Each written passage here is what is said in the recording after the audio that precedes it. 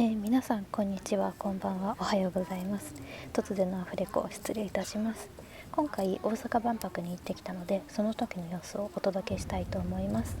初めて動画撮影して編集してアフレコしてるっていう感じなので、最後まで温かく見守っていただけると嬉しいです。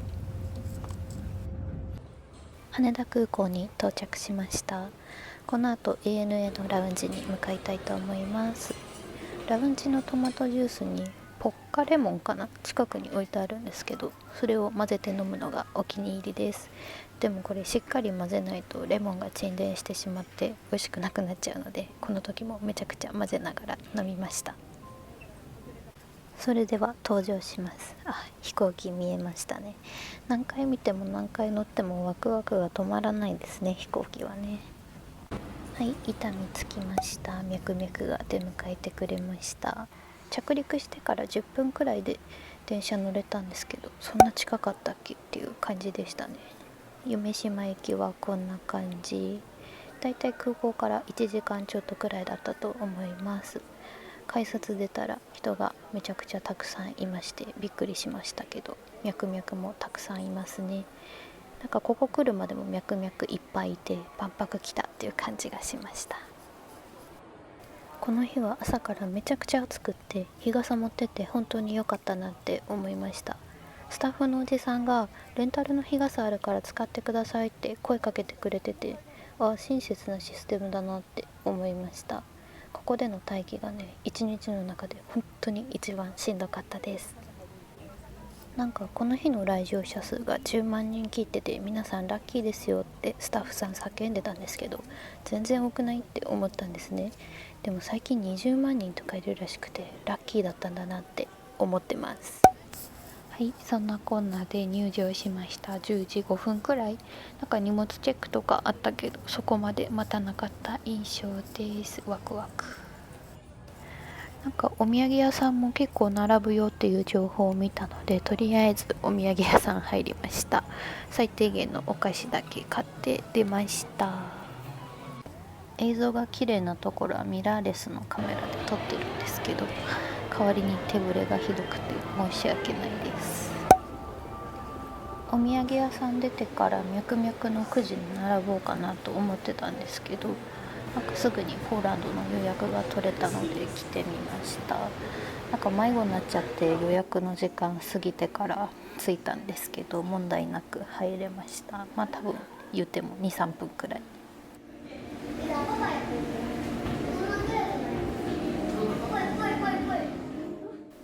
正直ポーランドについてよく知らなくって、どんな国なんだろうって思いながらいろいろ見てたんですけど、やっぱちょっと難しくてあんま分かんなかったですでもね、なんかポーランド生まれのゲームだったのかみたいなコーナーがあって、これなら分かるんじゃないと思って飛びついてみたんですけど、ちょっとやっぱ知らないやつしかありませんでしたこの QR コードを読み取ったら、信頼性、感情に忠実、成功、想像力、この4つの単語に付随して植物が見れました。みんな違うのかな。続いて近くのマルタ、なんか映像メインだったので撮ってないんですが、綺麗なのでぜひ行ってほしいです。マルタ出てから朝からトマトジュースしか飲んでなくないって気づいたので、ご飯を買いました。なんかね、暑すぎて気づいたらビールも一緒に頼んでたんですけど、本当に美味しかったです。時間もったいないなと思ったので、そのまま脈々9時に並びました。ビール片手に並んでしまったのでトイレが心配だったんですが、なんとか耐えました。多分75分くらいかな、並んだのは。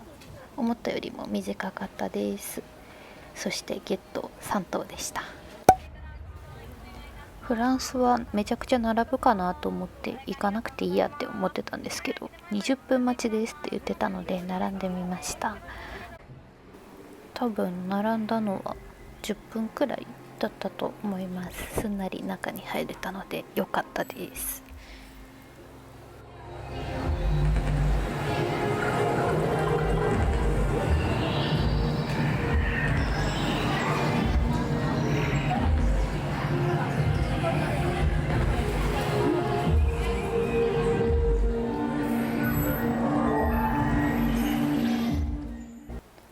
これね SNS とかですごいたくさん見たやつ、実際中入ってみると本当に綺麗で圧巻ですごかったです。この映像のところで職人さんが一個一個手作りしてる様子っていうのが見れたんですけど、私は個人的にそこがすごくお気に入りでしばらく眺めてました。なんかすごかったですっていう感想ってめちゃくちゃ薄っぺらく聞こえますよね。語彙力のなさ全開って感じでちょっと悔しいんですが、まあしょうがないですね。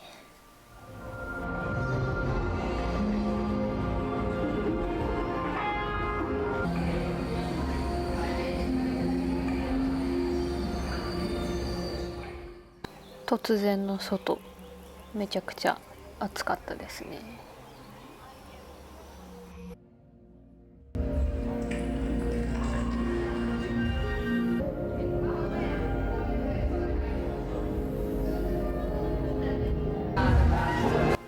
はい、続きましてディオールのエリアにやってきました。3色の素敵なお洋服たち、そしてクリスチャン・ディオールの言葉の脇にたくさんの洋服の方が並んでるっていう感じ。都内のディオール店でやってたのと同じかな、似たような雰囲気でした。そしてこちらのエリア、個人的にフランス館の中で一番お気に入りだったところですね。なんか白い模型みたいなのがありました。4つぐらいあったんじゃないかなと思うんですけど、たまたまなのかすごく人が多くってあんまりちゃんと見れませんでしたが、ここのエリアに行ってからものすごくモン・サン・ミシェルに行きたくなってしまってちょっと困ってるんですけど、これもねちょっと光っちゃってて何なのか全くわからないですね。はい、人が多くて撮るの諦めました。そしてここがフランス館の最後のエリアになりますね。万博といえばテクノロジー系のイメージがあったんですけど、ここがまさにそういうものを紹介しているっていうエリアになっていました。なんか素通りされている方がものすごく多い印象でしたね。はい、次にコモンズ A にやってきました。中入ったら本当にびっくりするぐらい人がたくさんいたんですけど、とにかく涼しくて暑さよけみたいな涼む場所として使ってる人もいるんじゃないかなっていうぐらい、なんかねすごく快適に見ることができました。知らない国もすごくたくさんあって世界は広いんだなって感じられるエリアでしたね。そしてここが私が一番お気に入りだった国、ちょっと国の名前を忘れるっていう大失態なんですけど、めちゃくちゃ綺麗じゃないですか、この展示というか写真イラスト。ここだけしっかりと映像が残っていたんですが、きっと行くことはないんだろうなっていう素敵な世界でした。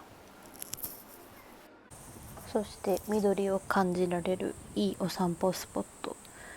もうちょっとね涼しければいいんですけどね。はい、続いてコモンズ C の中にあるクロアチアに来ました。なんか現地の気候を体験できますよっていう展示になっていて、中に入ると温度変わったなって感じることができました。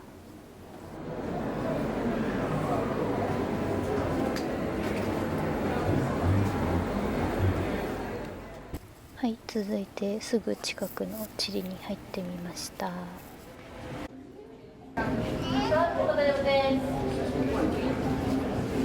い香りはマッチの木です。全部チリから持ってきました。工場でカフェで床で全部マッチの木です。ここ出た後にサングラスを落としたことに気がついて一個一個戻ってコモンズ C まで行くんですけど、結局見つからなくって、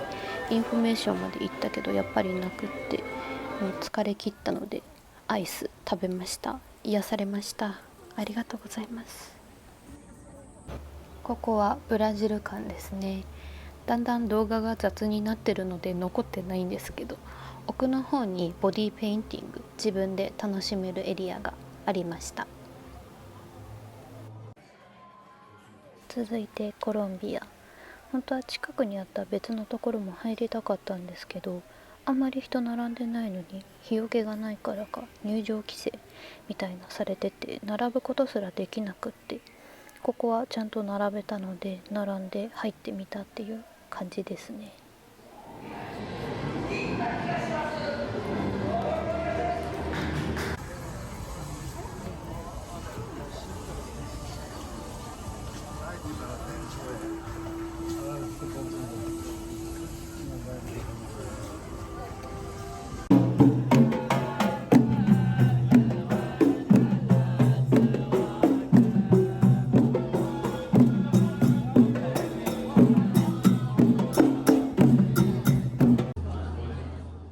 カタールはグループで入ってそれぞれに解説の人がついてくれたのでめちゃくちゃ見やすかったし、展示も綺麗だったので個人的に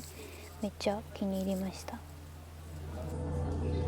るようにしてください。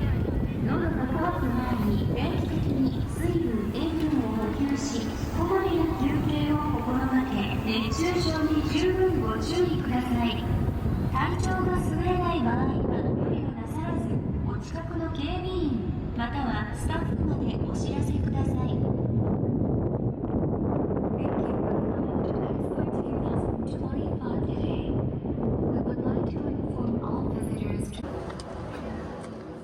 2時間ぐらい空けてもう一回インフォメーショントライしたんですけど、やっぱりサングラスは見つかりませんでした。残念。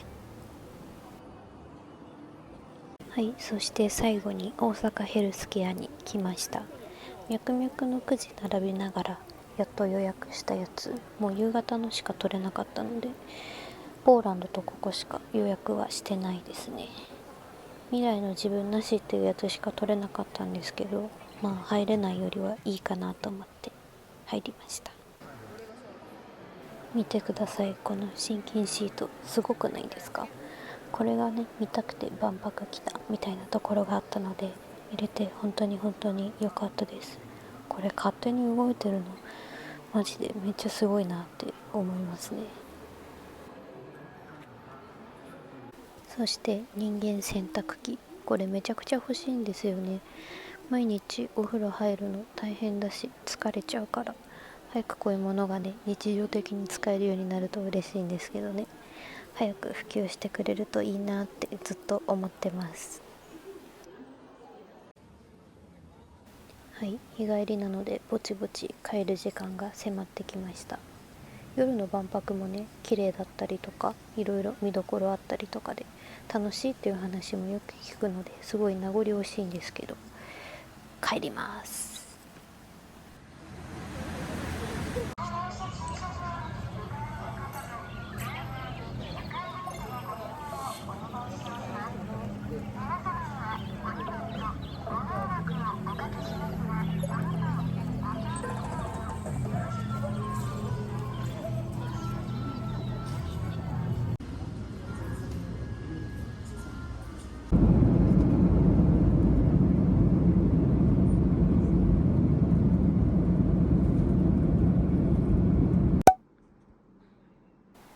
はい、そしてこれが購入したお土産たちです。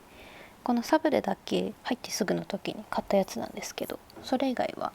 帰る前にもう一回お土産屋さんに寄って購入しました。あんまりね時間がなかったのでちょっと考えずにボンボンカゴに入れた感じになってますが、この右側のやつ、これキーホルダーになってて後ろチャックになっててカバンにつけられるので、リップとか目薬とか入れられてめちゃくちゃ便利、とってもお気に入りです。ゲットしてよかったと思います。こんな感じで私の一人万博動画、めちゃくちゃ雑だったんですが最後まで見てくださった方いるんでしょうか？本当にありがとうございました。またそのうち動画アップしようかなと思いますので、ぜひまた見に来てください。ではさようなら。